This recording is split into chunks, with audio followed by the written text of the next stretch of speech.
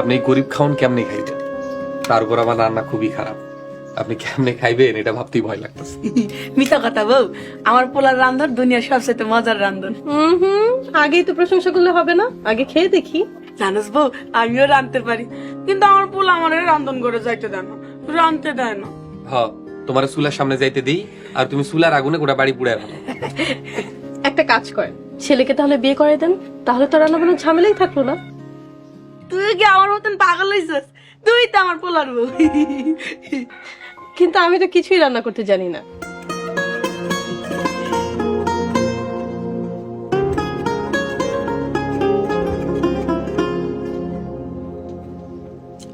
Wow, আপনি এত ভালো রান্না করতে জানেন? কইছিলাম না বউ, আমার পোলার হাতে মুরগার তরকারি খাবি, অনেক মজা। আপনারা দুইজন কইলেই তো হইব না, আমি তো জানি আমার রান্না কেমন। আর ডিমের তরকারি যদি মজা হয় তাহলে সেটা আমার কারিশমা না, মুরগির কারিশমা। মুরগি মজা করে ডিম পাচ্ছে বলেই মজা লাগতেছে।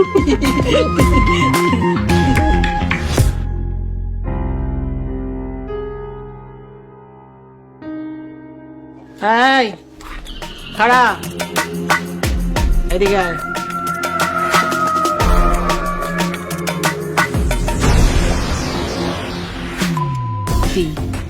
এইরকম রং ঢং কইরা সাইজা কই গেছিলি তুই? হ্যাঁ, কই গেছিলি?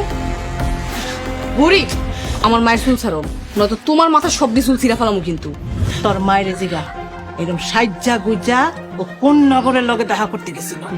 আমার মা তোমার মতো এত অসভ্য না। বুড়া বয়সে তোমার ঠ্যাং তো গেছো কবরে, তাও তো তোমার নষ্টামি কমে না। মুখ সামলায় কথা কও। আমিও তো একটা মানুষ, পশু পাখির মতো দিনের পর দিন এই বাড়িতে বন্দি হয়ে আছি। নিঃশ্বাস ফেলানোর লাগাও তো একটু বাইরে যাইতে পারি। তুমি প্রতিদিন বাইরে যাইবা, সারা গ্রাম ঘুরবা, আমি দেখমু তোমার আটকায় কোন সতী নেই। চলো মা।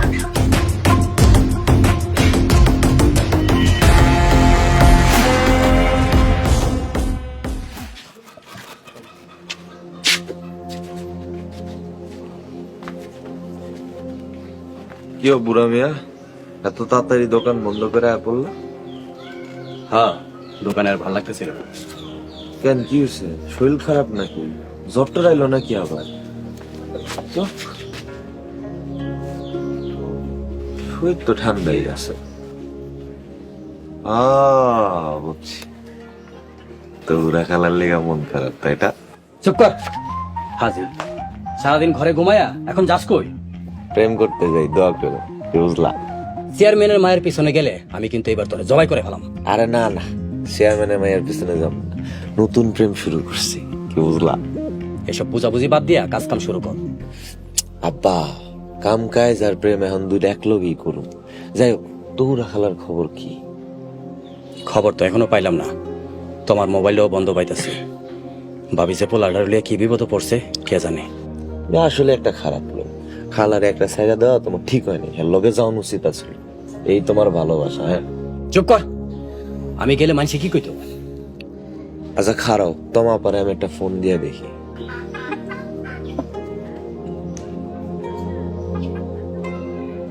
আপনি যে নম্বরে কল করেছেন তা এই মুহূর্তে বন্ধ আছে। আব্বা, ফোন তো বন্ধ।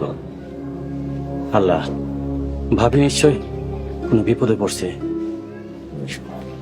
সময় থাকতে গেল না, এখন অসময়ে প্রেমিকার লেগে কান্দ।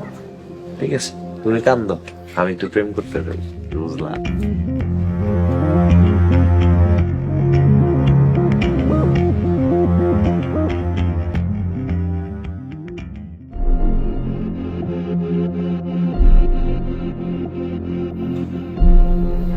মিজান, আমার তিন পুরুষের ধারা নিয়ম কানুন তুই কিন্তু সব আওলায় ফেলাইতেছ।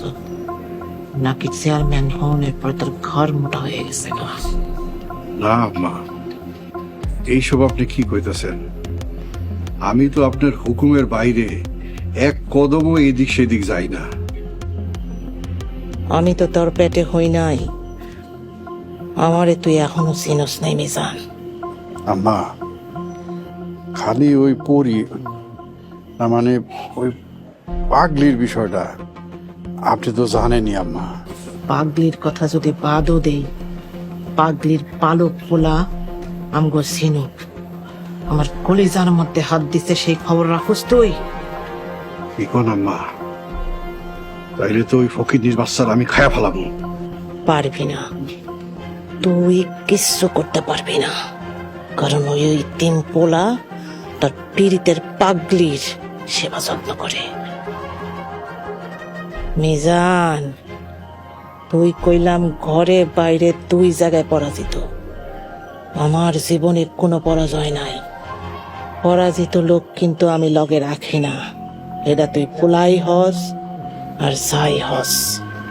আম্মা, ঘরে আবার কি হইল? আপনি তো আছেন। তোর বউ মাইয়া তোর মতো আমার সীমানা ছাড়াই যাইতাছে, যে সীমানা আমি আমার 3 পুরুষের রক্ত দিয়া চৌহদ্দি দিছি, এই চৌহদ্দির বাইরে একবার গেলে কিন্তু আর ফিরা আহনের সুযোগ নয়। যা কিছুই করস মরণের আগ পর্যন্ত। কেউ একবার লাশ হইয়া গেলে মাটি চাপা দেওয়া ছাড়া আর কোনো ভবিষ্যৎ নাই, কথাটা তুই মনে রাখিস।